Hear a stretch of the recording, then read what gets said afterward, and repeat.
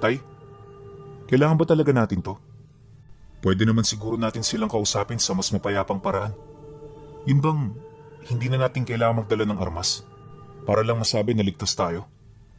Kapag kasi may ganito tayong hawak, pakiramdam ko ho, merong paparating na gulo. Wika niya habang naglalakad sila.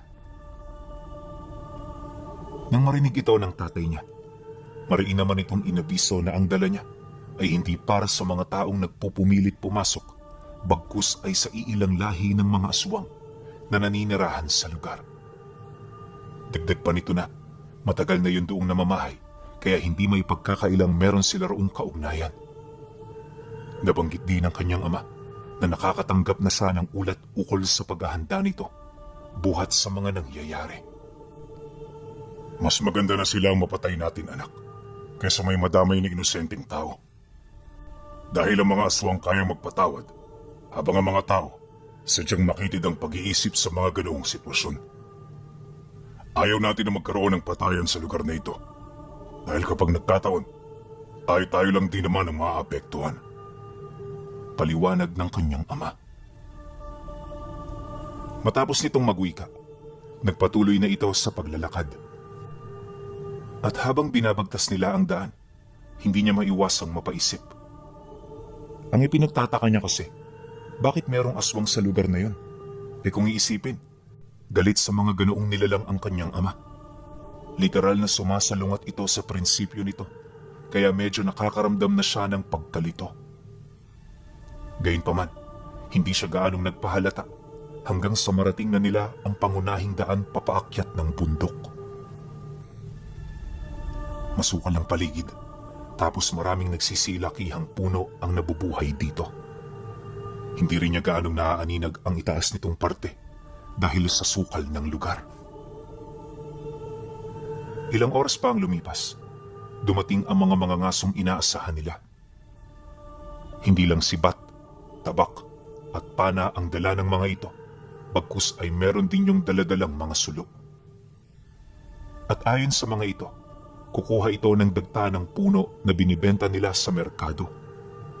Gagapas din ito ng mga pang-uling para kahit hindi sila mangaso sa loob ng ilang linggo, meron silang mapagkakaabalahan. Ngunit nang marinig yon ng tatay niya, hindi ito sumang-ayon.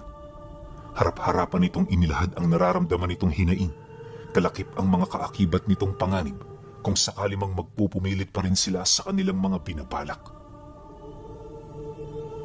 Subalit nang marinig yon ng mga ngaso, matapang na sumagot ang isa sa mga ito sa tatay niya. Aba, hindi naman po pwede na bumalik kami ng walang kahit na anong dala.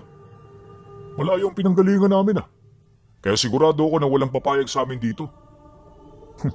At kung magpupumilit kayo, hindi na tayo magkakasundo niyan. Manong Pinot?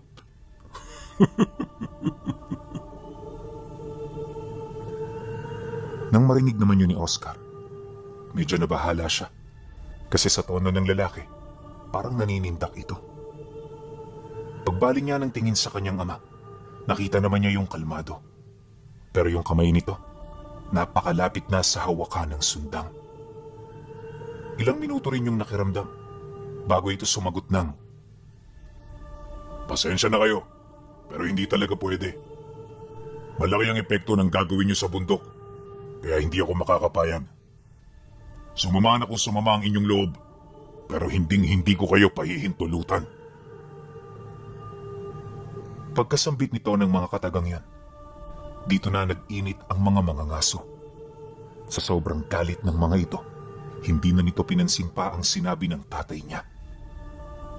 Nagpatuloy yan sa paglalakad hanggang sa dahan-dahan na yung lumapit sa kanila.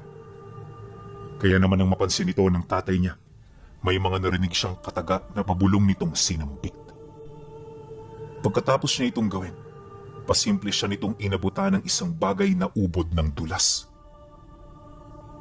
Ayon sa tatay niya, ilagay niya yun sa dila niya at kahit na anong mangyari, wag na wag niya yung iluluwa. Hindi rin niya ito pwedeng lunukin dahil purong lason ang nilalaman nito. Nang marinig naman yun ni Oscar, agad niya itong sinunod kahit wala na siyang ideya sa mga pinapagawa nito sa kanya. Pagsubo niya rito, biglang nanlaki ang kanyang mga mata matapos niyang masilayan ang isang nilalang nakawangis ng tao. Hindi niya mawari kung saan ito nagmula dahil pagbaling niya, nasa gilid na ito ng mga taong nagbabalak ng masama sa kanila. Paglalarawan niya rito, wala yung buhok sa ulo, tapos punong-puno ng sugat ang buo nitong katawan. Nanggigitata rin ng langis ang katawan nito na para bang lumubog ito sa kung saan. Pagkapang din yun kung maglakad, tapos ang nakakatakot sa lahat, napapaikot nito ng husto ang kanyang ulo. Bilog na bilog din ang bunganga nito na kapag tititigan mo, para ka nitong hinihigop papaloob. Dagdag pa niya na, kahit may katabaan ang nilalang, napakabilis nito kung kumilos. At sa sobrang bilis nito, hindi ito nagawang masilayan ng mga taong nagtatangka sa buhay nila. Walang sabi-sabi, bigla itong sumunggab kasabay ng walang habas nitong pagkalmot sa lalaking nakasagutan ng tatay niya. Matapos nun, ito rin ang nagkusang dumistansya na parabang nagbibigay lamang ito ng babala. Dahil sa pangyayaring yon, napilitang umatras ang mga mangangaso hanggang sa hindi na nila ito nakita. Pagbalik ng katahimikan sa paligid, bigla ring naglaho na parang bula ang nilalang na yon. Yung tatay naman niya, agad siyang inabisuhan na umalis na. Pag-uwi nila, halos wala silang naging imikan. Tanong ng tanong ang nanay niya sa nangyari, pero hindi niya kayang magsalita. Ang ikinakatakot niya kasi, baka hindi ito maniwala sa kanyang mga sasabihin. Mabuti na lang, napilit ng nanay niya ang kanyang ama, kaya nakapagbahagi ito ng konting detalye ukol sa mga naranasan nila. Akala niya pabubulaanan nito ang lahat, pero nung marinig nito ang tungkol sa nilalang, napansin niya na parang alam din yun ng nanay niya. Yung sinabi kasi nito, bakit pinahintulutan yun ng tatay niya na lumabas kahit matagal na nilang napagkasunduan na hindi na nila ito gagamitin? Dagdag pa nito na dahil sa padalos-dalos niya, kaya nagkaroon sila ng panibagong kaaway. Nang marinig ito ng tatay niya, napabuntong hininga lang naman ito habang sumasagot dito ng, "At ano ang gusto mong gawin? Ibalik ko ang nakaraan? Yan kasi ang problema sa iyo eh. Sariling interes mo lang palagi ang iniisip mo. Sa tingin mo ba, kung hindi ako rin humingi ng tulong, makakabalik pa kami ng anak mo? Hayaan mo sila dahil sila naman ang nagsimula. At kung babalik sila rito, aba, wala na rin ako magagawa." Dahil sa sinabi nito, napilitan na ring manahimik ang nanay niya. Wala na yung naging kibo, indikasyon na naunawaan nito ang ibig nilang iparating. Di nagtagal, nang wala na silang mapag-uusapan, nagkusa yung gawan sila ng merienda. At habang nakakatipon sila sa hapagkainan, ito na rin ang humingi ng tawad sa mga bagay na napag-usapan nila kanina. Pagkatapos nito, dito na nila sinimula ng mga planong gagawin nila kung sakali mang sumalakay ang grupo ng mga mangangaso. Alam kasi ng tatay niya na babalik ang mga ito, kaya kinakailangan nilang maging handa. Kinahapunan, nakalatag na ang lahat. Dito na rin niya nalaman na hindi lang pala iisang nilalang ang kaibigan ng kanyang ama. Ang apat kasing lahi ng mga aswang na nakatira sa bundok, sanggang dikit nito kapag meron itong kinakaharap na problema.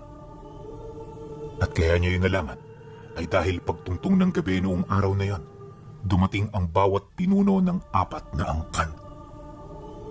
Personal itong pumunta sa kanilang tirahan upang mapag-usapan ang tungkol sa mga binabalak ng tatay niya.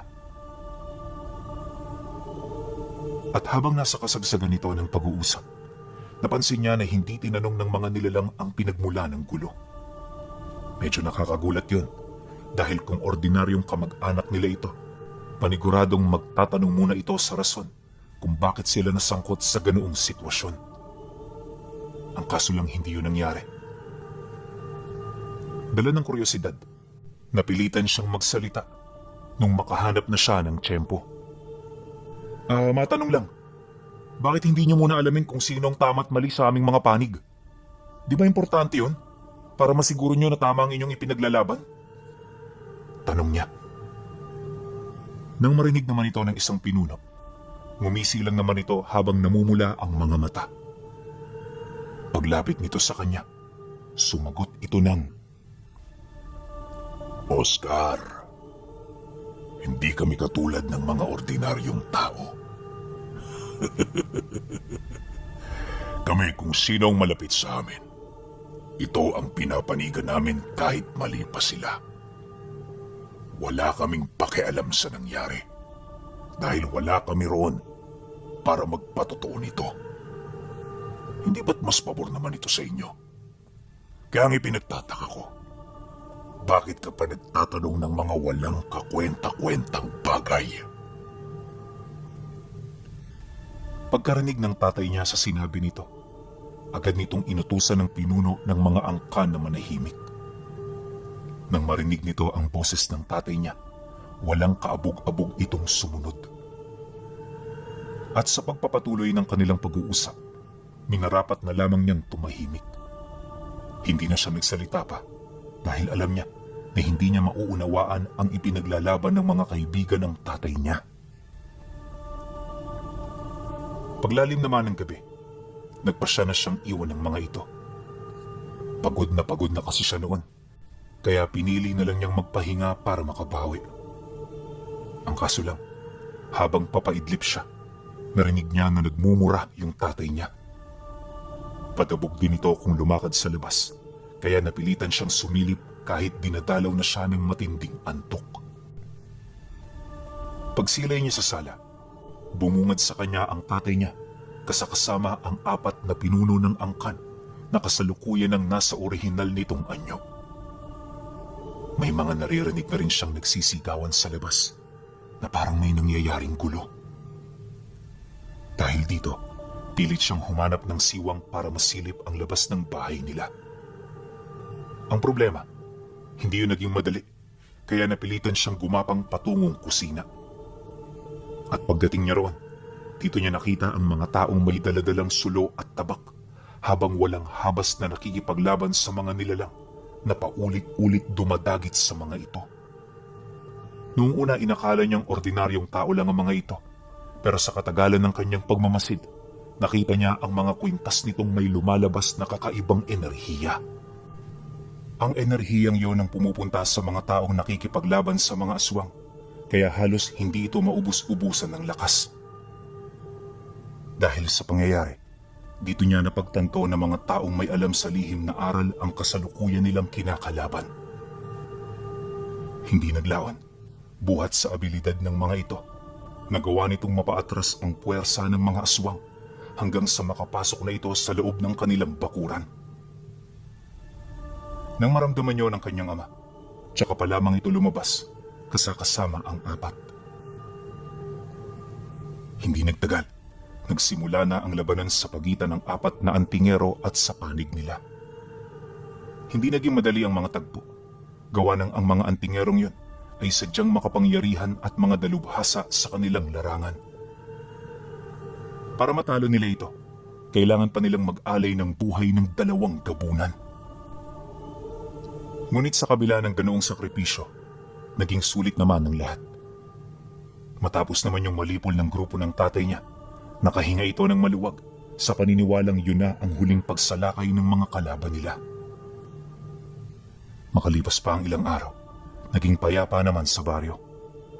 Sinubukang kumuha ng detalye ng tatay niya ukol sa mga nakalaban nila, pero wala itong nakuha na parabang hindi mahalaga ang mga buhay nito sa kanilang mga katugo. Lahat tahimik hanggang sa dumaan ang 3 araw. Pagtungtong ng gabing yan, muli silang nagimbal ng sumalakay ang isang lahi ng mga aswang. Nang malaman ito ng kaibigan ng kanyang ama, agad naman yung pumunta para magbigay ng tulong sa kanila.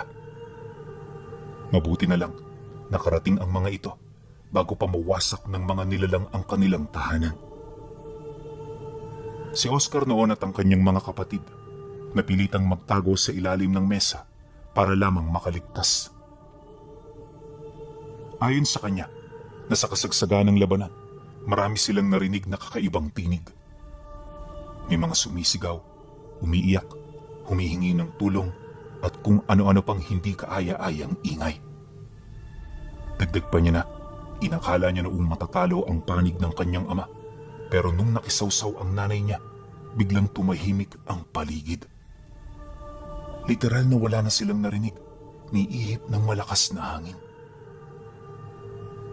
Pagsilay niya noon sa labas, nakita niya ang mga nilalang na kasalukuyang nakabulagta sa lupa. Lahat damay, maging ang kanyang ama. Pagbaling naman niya ng tingin sa kinaroroonan ng nanay niya, may nakita siyang isang aninong nakatayo sa likod nito.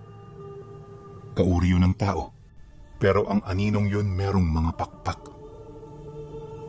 At sa pagitan ng mga pakpak nito, may mga naninilaw na mga matang nakatitig.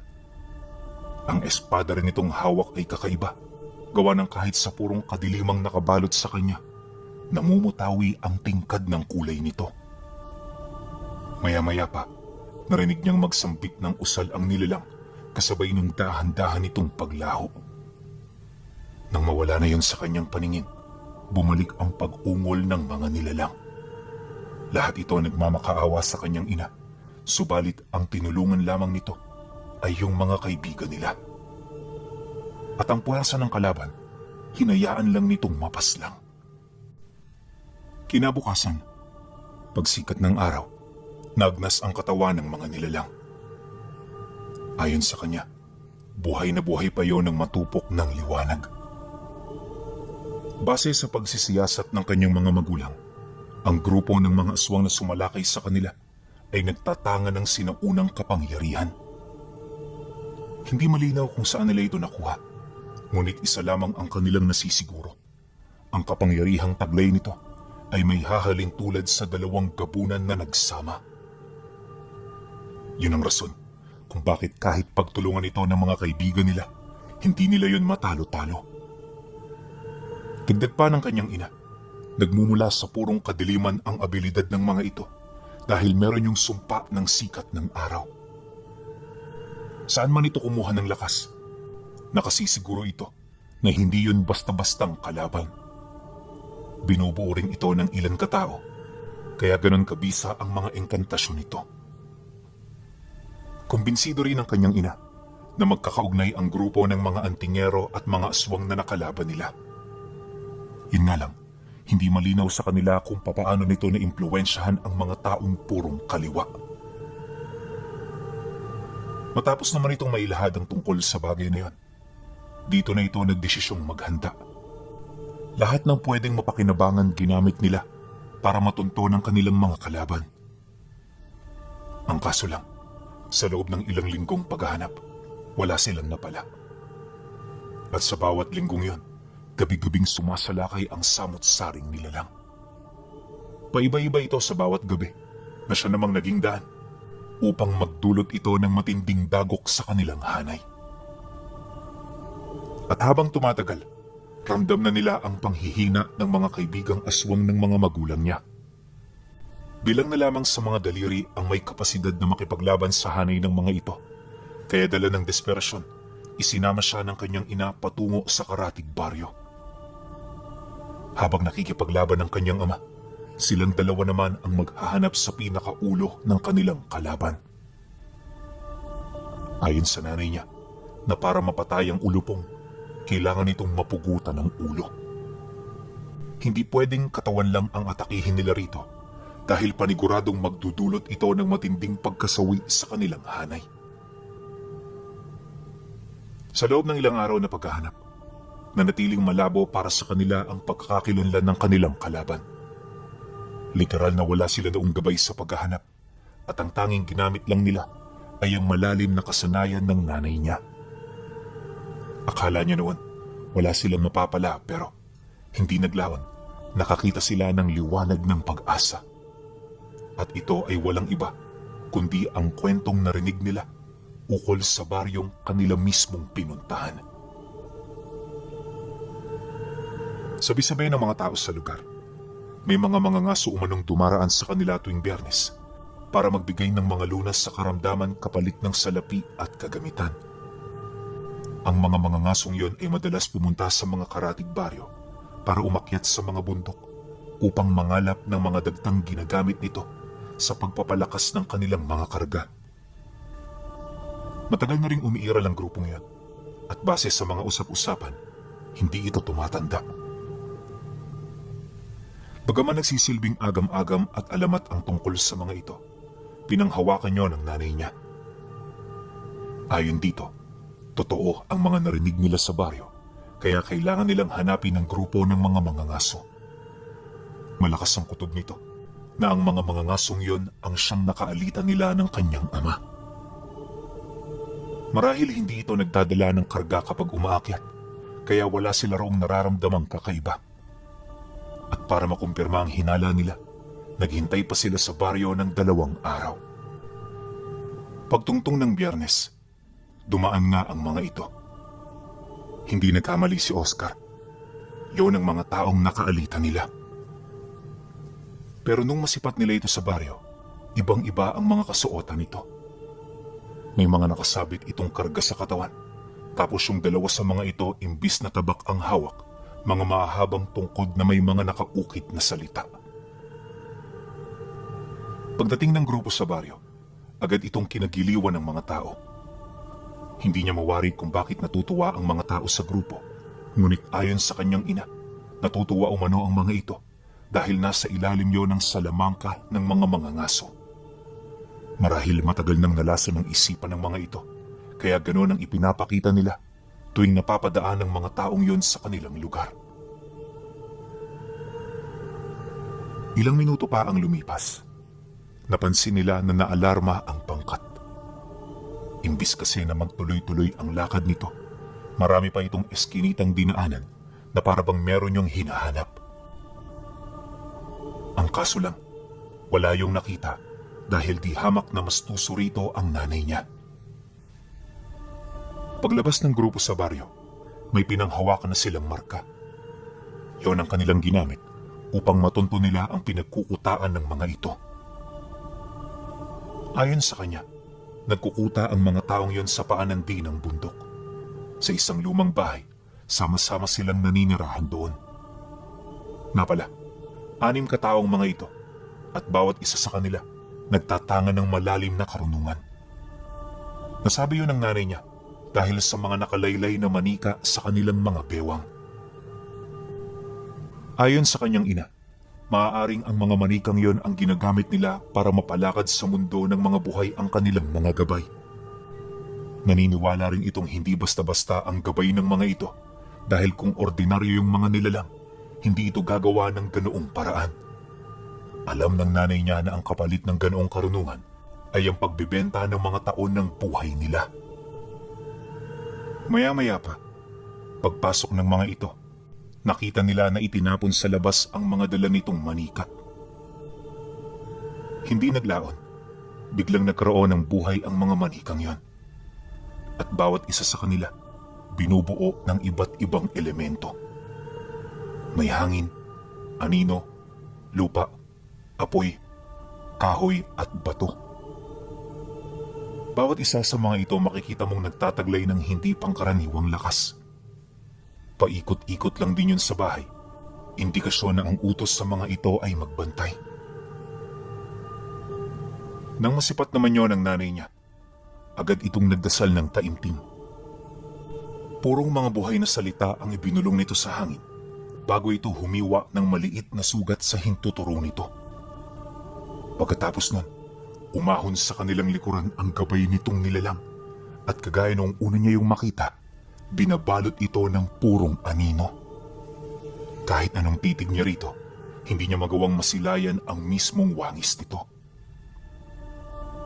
Ayon sa nanay niya, walang magagawa roon ng 3 niyang mata dahil sa masyadong malakas ang kapangyarihan ng gabay niya. Matapos nitong magsalita, dito na kumilos ang mga nilalang. Mabilis nitong sinugod ang gabay na nagbabantay, dahilan para magkagulo ang buong paligid. Sa unang pagsugod din ng nilalang, kalahati sa tahanang kinaroroonan ng kanilang kalaban ay nawasak sa isang iglap. Yung mga nasa loob, hindi na nagkaroon ng pagkakataon para makatakbo. Paglabas naman ng mga taong nasa loob nito, nakita niya na dalawa roon ang nalagas. Kaya naman ang masipat ng mga natitira ang nanay niya, hindi ito nagdalawang isip na sumugod. Yung mga may hawak na tabak ang naging opensa, habang ang dalawang may tungkod ang nagsisilbing suporta ng mga ito. Ayon kay Oscar, bawat isa sa mga nilalang na lumalaban sa nanay niya, nagtatanga ng hindi maipaliwanag na lakas at liksi. Dagdag pa niya na, sa sobrang bilis ng mga ito, hindi niya makita ang bawat kilos nito habang nakikipaglaban. Ang napapansin niya lang ay yung mga tunog ng mga tabak nito na tumatama sa patpat na hawak ng nanay niya. Marami itong ginawang paraan para mapabagsak ang kanyang ina, pero sa bandang huli, hindi rin yun nagkaroon ng silbi. Lahat kasi ng kanilang pag-atake, madali nitong nahulaan. Mas lalo ring nanghina ang apat nung napaslang na ng gabay nito ang mga gabay nitong napapaloob sa mga manika. Kaya naman ang mapagtanto ito ng nanay niya, muli itong nagsambit ng mga buhay na salita para igapos ang mga kalaban niya. 10 buhay na katagalang ang kinakailangan nito upang tuluyang malimitahan ang kilos ng kanilang mga kalaban. At nang masipat niyang hindi na yon nakakagalaw, dito na ito dahan-dahang nilapitan ng kanyang ina. Sa bawat hakbang nito, ramdam niya ang pagkukumahog ng apat para lamang makagawa ng paraan. Ang kaso lang, dala ng sobrang panghihina buhat sa kanilang mga pinsala, wala na rin silang nagawa. Paglapit naman doon ng kanyang ina, agad nitong pinagsasasaksak ang mga nilalang gamit ang hawak nitong patpat. Isipin ninyo, kahit hindi matalim ang patpat na hawak nito, madali itong nakakatagos sa mga laman. Katunayan, nakaya pa nitong mahiwa ang mga buto ng nilalang na nagawa nitong matalo. Ayon kay Oscar, na habang ginagawa ito ng kanyang ina, kitang-kita niya ang paghigop nito ng mga itim na usok na nagmumula sa katawan ng mga biktima. Hindi niya mawari kung ano ito, pero ayon sa nanay niya, yun umano ang bakas ng mga kaluluwa nila. Hinigop niya yon para mapunan ang sarili niyang kapangyarihan. Dahil sa sinabi nito, nagdulot ito ng matinding pagkamangha. Sa puntong yon, halos hindi niya maisip kung ano ang kanyang mga isasagot. Matapos naman itong malipol ang apat, dito na siya nito niyayang umalis. Hindi na rin ito nagsayang ng oras sa pagsunog ng bahay ng mga biktima. Gawa ng ayon sa nanay niya, mas mainam na iwan nila ito sa ganoong estado